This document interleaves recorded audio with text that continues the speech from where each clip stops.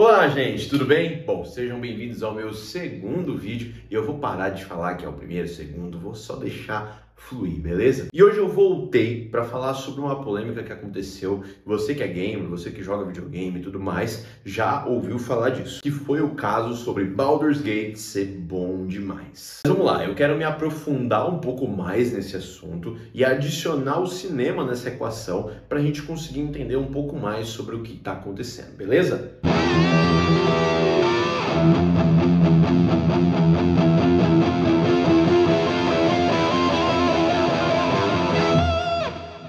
Eu fiquei na dúvida de como começar esse assunto. Então eu decidi primeiro explicar para vocês sobre o que é arte no geral e depois eu falo um pouco mais. O que é arte para você? Tá, então vamos de uma forma bem didática, tá? Segundo o Google, no caso. A arte é uma criação consciente de uma obra. É para expressar alguma subjetividade humana. Ou seja, se você cria algo com a intenção de passar uma mensagem para as pessoas que estão consumindo aquilo, é uma forma artística, por assim dizer. Isso muda com o tempo e com a sociedade que você está inserido. A gente pode pegar, por exemplo, a música e dar essa comparada de gêneros diferentes de música de acordo com a sociedade que você vive, de acordo com as suas influências da infância, de acordo com os seus amigos, com a sua família. O que você escuta está sempre entrelaçado a isso. E a forma de se expressar artisticamente muda também com o tempo, como eu já tinha falado. Por exemplo, pinturas que têm a sua época, como por exemplo o expressionismo, como por exemplo o realismo, Art Nouveau, todas elas estavam inseridas em uma época. Então você tinha na época do realismo, nas pinturas realistas, que era uma coisa muito daquela época em si. Isso fomentou o mercado de artistas que procuravam se adaptar e procuravam melhorar na arte realista para eles conseguirem trabalhos, para eles conseguirem fazer artes de pessoas, de nobres, etc. e ganhar dinheiro com isso. Quer dizer, ainda é arte, mas existe uma coisa muito específica que as pessoas estão olhando nesse momento. E isso não acontece só na arte, são todas as coisas da sociedade humana. O ser humano ele procura algo para se adaptar, para ser inserido dentro de um grupo, por exemplo, e também para se dar bem, para ele ter um lucro, para ele ter uma visibilidade, para ele conseguir evoluir como ser humano na sociedade. E a arte, ela segue essas mesmas modinhas, é normal. Por exemplo, se você pegar um filme do começo dos anos 2000 até 2010 por aí, você vai ver que ele tem sempre uma mesma paleta de cores, ele tem sempre um filtro muito forte e etc, né? Então tem esses exemplos que eu tô colocando na tela para vocês agora. E isso era porque estava muito na moda. Era uma moda que tinha vindo por conta de Matrix, que foi um lançamento estrondoso, que todo mundo amou, que todo mundo adorou, que todo mundo foi assistir nos cinemas. E aí isso daí ficou na moda e todo mundo queria um resquício disso para trazer a memória Matrix e levar essas pessoas para o cinema. Então é uma forma de marketing, é uma forma de jogar ali e de se ganhar mais dinheiro. Show me the money. E sabe o que mais está na moda? Você dar like nesse vídeo, se inscrever no canal e compartilhar com seus amigos. Um outro exemplo foi claramente os anos de ouro dos filmes de herói, né? Em 2006 lançava Batman Begins. Era uma época onde não tinha tantos filmes de herói como a gente conhece hoje, lançava um filme aqui, outro ali, mas Batman Begins foi um filme que ninguém estava esperando, foi uma parada incrível, Christopher Nolan se consagrando como um grande diretor e aí, pum, engatilhou para The Dark Knight em 2008. Se você não lembra, em 2008 também lançou o primeiro filme do Homem de Ferro e o hype foi sendo surfado cada vez mais. Só que a Warner não conseguiu perceber isso na época. Se vocês conseguirem lembrar, na mesma época lançou o primeiro filme da Marvel, foi uma aposta muito grande lançar um filme de um personagem como Capitão América, que ninguém conhecia, etc. Só que eles tinham todas as facas e os queijos na mão. Eles tinham um bom ator, eles tinham um bom roteiro, eles tinham um carisma absurdo do Robert Downey Jr. e aí eles começaram a evoluir essa ideia. Só que a Warner nessa época ela não acreditou nesse universo dos heróis no cinema. Tanto que a Marvel começou a mandar um monte de filme de heróis e a Warner foi ali lenta e lançou o Batman The Dark Knight Rises em 2012, se eu não me engano. Se eu errei, vai certa resposta. Tela. E aí um ano depois veio Super-Homem, depois veio Batman e Super-Homem. Só que eles foram muito mais lentos, tentando surfar no quê? No hype que estava acontecendo da Marvel nessa mesma época. E não foi só a Warner que percebeu esse reinado da Marvel nessa época. Vários estúdios e na época muitos streamings começaram a perceber que o hype era filme de heróis. Por exemplo, você tinha 10 filmes no ano, entre eles 5 eram de heróis e todos estavam com as salas lotadas nos cinemas. Então vários outros streamings e várias outras produtoras começaram a querer fazer os filmes de heróis deles. Então você teve The Boys, você teve The Umbrella Academy, que nasceram todos nesse hype. E várias outras séries muito ruins, todas sobre super-heróis. E principalmente sobre grupos de heróis, assim como Avengers era. E para a moda ser quebrada, algo subversivo tem que aparecer. Tarantino fez isso com Cães de Aluguel, Spielberg fez isso com vários filmes, assim como Jurassic Park, e George Lucas fez isso. Cara, George Lucas, mano. Tipo, na época que ele lançou o primeiro Star Wars, em 77, os filmes de sci-fi não estavam tão em alta quanto era em 69, quando o homem foi pra Lua. Então, quando ele lançou o Star Wars, meu, um monte de filhotes feios de Star Wars, de filmes que se passavam no espaço, que tinham temática alienígena, começaram a aparecer na próxima década. Então, ele começou um novo hype, ele começou uma nova moda nos cinemas. E como funciona tudo isso? O filme ele lança, ele cria um hype, ele se torna um fenômeno de sua época, vários estúdios o copiam porque querem ganhar esse lucro em cima dessa ideia, e o estúdio que é dono desse fenômeno de época faz uma sequência, porque aí ele continua lucrando ainda com esse tema. Esse é o ciclo do cinema. Perfeito. Até então. Mas porque depois de Avengers Endgame, todo subgênero de filmes de herói foi perdendo força conforme o tempo. O subgênero vai perdendo força, os estúdios param de colocar tanto dinheiro assim, porque a procura começa a diminuir, e as produções começam a ficar mais fracas, elas começam a ficar um pouco mais com CGIs ruins, com cenas ruins, com roteiros fraquíssimos.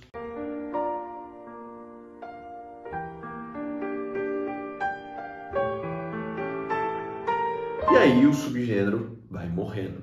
E aí quando ele morre por completo, algo novo aparece no lugar. O problema disso é que o público começa a se cansar de ser sempre a mesma coisa. Isso é normal. Tanto que agora a Marvel diminuiu muito o calendário deles de filmes e começaram a colocar várias séries no lugar. A DC lançou vários filmes esse ano e todos eles foram um fracasso de bilheteria, como Shazam, Adão Negro, The Flash, Besouro Azul. E aí você vai presenciando o fim de uma moda.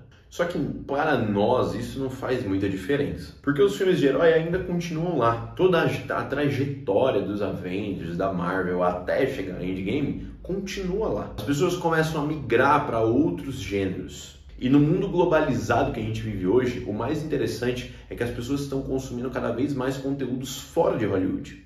O reino dos filmes, o pai, o bastião do cinema, dos filmes, das produções multimilionárias agora começa a perder força. E a Netflix percebeu essa nova moda, esse novo hype. Eles pegaram vários grandes nomes, vários grandes títulos de animes e transformaram em live action. One Piece, Cowboy Bebop e um monte de outros. E eles pegaram outras obras que não eram animes e transformaram em animes. Como eles fizeram com Castlevania e fizeram também com The Witcher, se eu não me engano. Isso é uma empresa entendendo o que vende e tentando vender isso para todo mundo. Assim como doramas e filmes coreanos que começaram a ganhar muita visibilidade nos últimos anos. Eu tinha visto o top 7, top 3 do Brasil no último ano foi com Round 6, sabe? Então, assim, uma produção coreana estava no top 3. E se você não se lembra, La Casa de Papel, uma produção espanhola, estava em top 1 no Brasil durante muito tempo. Queremos mostrar o nosso agradecimento a todo o público brasileiro por seu... Esse poderio americano, esse poderio da indústria americana do entretenimento começou a cair um pouco. Só que muita gente ganha muito dinheiro mesmo, com essas produções. Não é do nada que eles vão parar, eles ficam tentando insistir. Só que o público começa, sai fora, eu não quero mais saber disso. E aí vem um tema principal desse vídeo. No primeiro vídeo eu falei sobre a greve dos roteiristas e eu falei que um dos problemas que eles estavam tendo era justamente sobre as condições de trabalho deles. Bom, e eu falei para vocês que tem gente que ganha muito dinheiro com essas produções. E essa grana começa a brilhar aos olhos desses caras, é normal. Então o cara ele olha um filme como Avengers Endgame e fala, caramba, esse filme deu 2 bilhões de reais, de dólares né, no caso. Então fica uma galera por trás dessa produção, por trás da equipe de roteiristas e de toda a pós-produção desse filme, falando igual o burro do Shrek, sabe?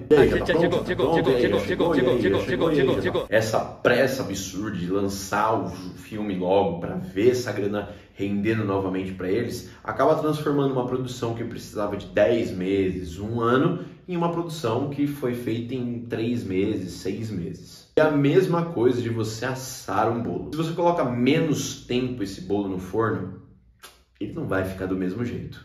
Ah, John, eu não acho que é só esse o problema. Por que a pós-produção precisa de tanto tempo assim para fazer um CGI, para fazer alguma coisa? Cara, olha o Thanos, olha a qualidade desse personagem, os detalhes que fizeram nele e compara com essa cena.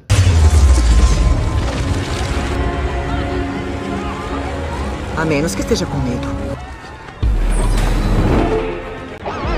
Os filmes têm uma diferença de anos de lançamento. E a tecnologia era para ter melhorado. Só que a pós-produção de Doutor Estranho foi muito mais apressada, com muito mais turbulência, do que um filme calmo e todo pensado que foi o Avengers Endgame. Isso é tempo de pós-produção. E aí entra a polêmica com Baldur's Gate. Cara, eu não sei nem por onde começar essa história. Bem resumidamente, um produtor de alguma outra empresa de jogos falou que Baldur's Gate 3 é uma anomalia no mundo dos games. Ele aumenta muito a régua dos jogadores para medir outros jogos que vão lançar durante o tempo e que é uma coisa fora do padrão. Ele concluiu com uma coisa meio tipo assim, mas eles tiveram 6 anos para fazer o jogo e é isso, é mais fácil, tem bastante tempo.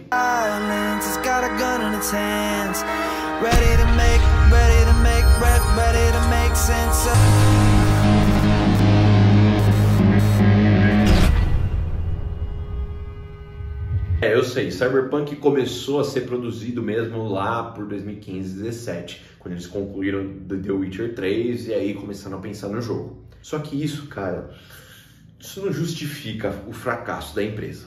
Porque era evidente que eles precisavam de mais tempo para fazer esse jogo. Só que algum produtor que colocou uma grana muito boa nesse jogo não queria mais perder tempo nesse investimento. Teve toda uma polêmica, se você acompanhou na época, você vai lembrar que muita galera que trabalhou no jogo começou a falar que os produtores estavam pressionando eles, estavam querendo que lançasse logo. Então isso foi muito triste. E se você estava nessa época querendo o jogo também, você vai lembrar o caos que foi de toda hora adiar esse jogo. Então, vai adiar para tal mês, para março, para novembro. Aí quando lançou, todo mundo teve a mesma experiência.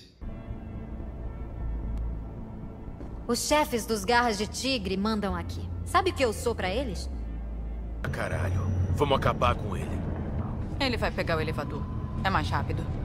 Só que esse game foi o começo da derrocada. Porque por mais que esse jogo foi uma promessa que foi jogada ao ar, que todo mundo teve muita dor de cabeça, teve muita gente devolvendo e tudo mais, a pré-venda desse jogo foi um absurdo. Muita gente comprou esse jogo na pré-venda. E devido a esse problema, devido a um jogo tão zoado, com tantos problemas, vender tanto assim, isso se tornou uma moda ruim no universo de gamers. Jogos pré-prontos lançando e entregando um marketing extremamente agressivo para tentar fazer um hype, fomentar um hype gigantesco nesse jogo. Trailers que mentiam muito, então trailers que... Essa mentirada não começou nem com Cyberpunk, começou há muito tempo atrás com a Ubisoft, no caso do Watch Dogs, etc., que tem essa comparação, né, do jogo e do jogo e do trailer que apareceu na E3 na época. Então era uma busca de um valor monetário inicial de pré-venda, de lançamentos, e depois a gente vai arrumando. Isso aconteceu por conta da internet, por conta desse problema de que, hoje em dia pode lançar patch note, pode lançar atualização para ir melhorando o jogo conforme o tempo.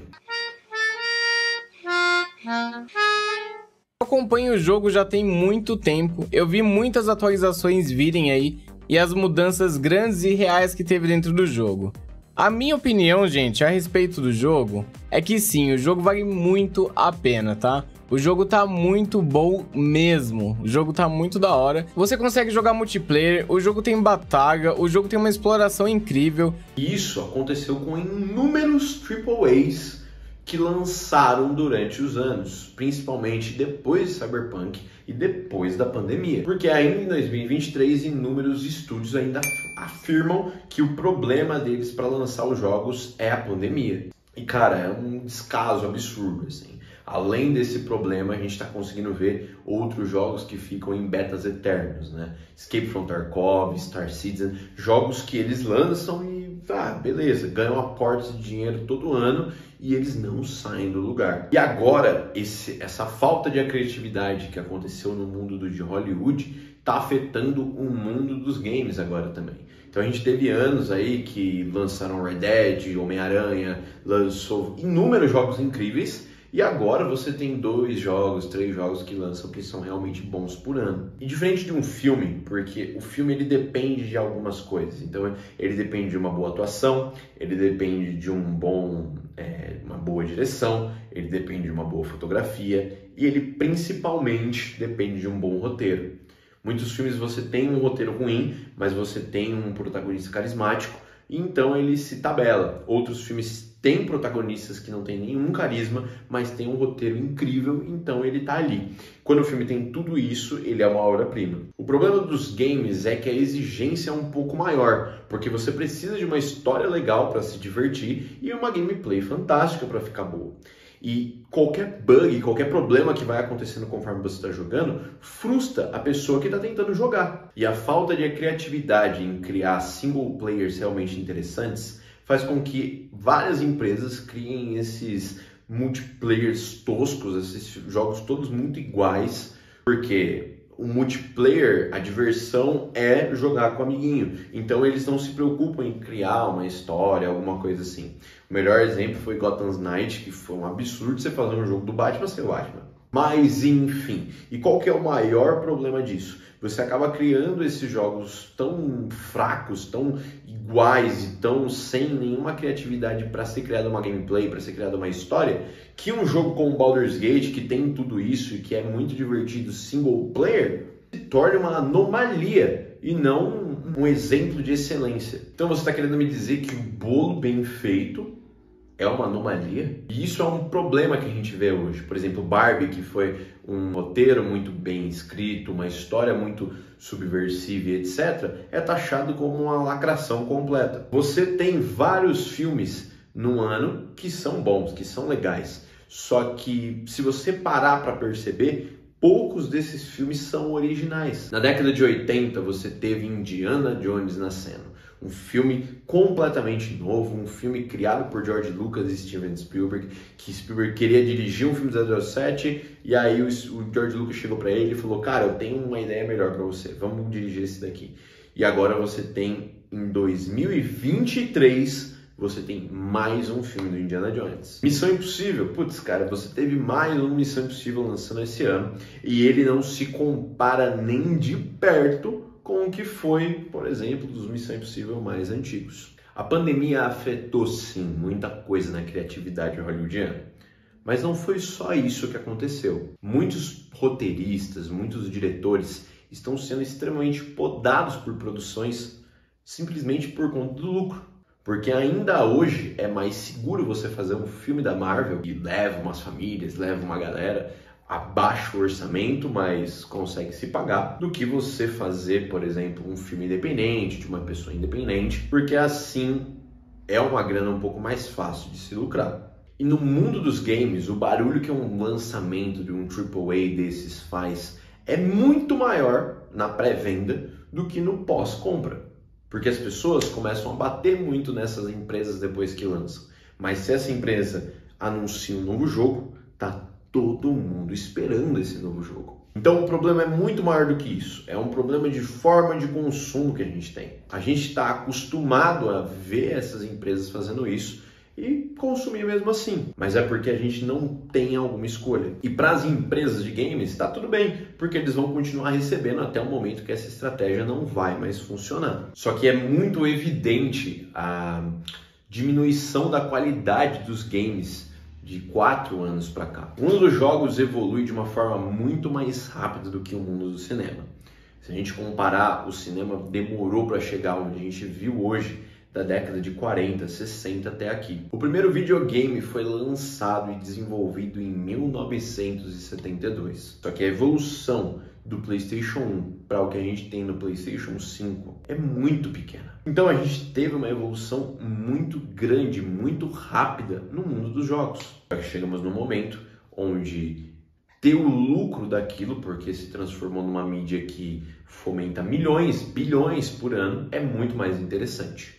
Agora, falar que um jogo bem feito, bem desenvolvido, com tempo, com qualidade, com um bom roteiro, é uma anomalia, é no mínimo uma passada de mão na nossa bunda. Porque até para um americano, um lançamento não tá barato. Um jogo que tá lançando agora, ele lança por, sei lá, 60, 70 dólares. E para um americano isso não é dinheiro de pinga, entenda isso. Então você tá comprando um jogo por 300 reais que vai ficar bom não quando você comprou. Você só vai consumir ele de verdade mesmo, como ele é como jogo, daqui a 4 meses, 1 ano, dependendo. O maior exemplo é Cyberpunk.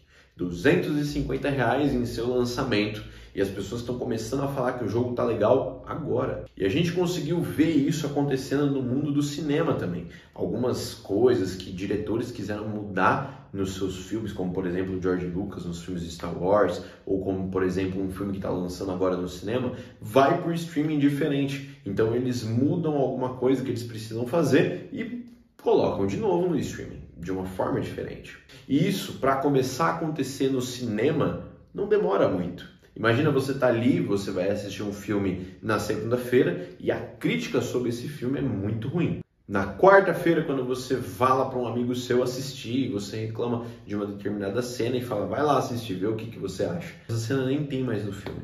Então, essa ideia de ficar remodelando o produto depois de lançar é uma sacanagem, porque você tá pagando para consumir aquele entretenimento naquele momento. E não é barato. Nós somos os clientes finais, mas estamos sendo tratados como beta testers para todas essas obras que estão lançando.